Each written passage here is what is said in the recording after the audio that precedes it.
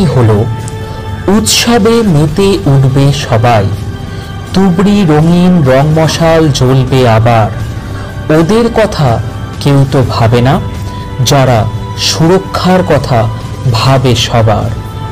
কথা বলতে পারে না বলে প্রকাশ করতে পারে না অভিমান, বলতে পারলে বলতো তবে, একবার শব্দবাজি না ফাটিয়ে দেবে গো আমাদের একটু সম্মান।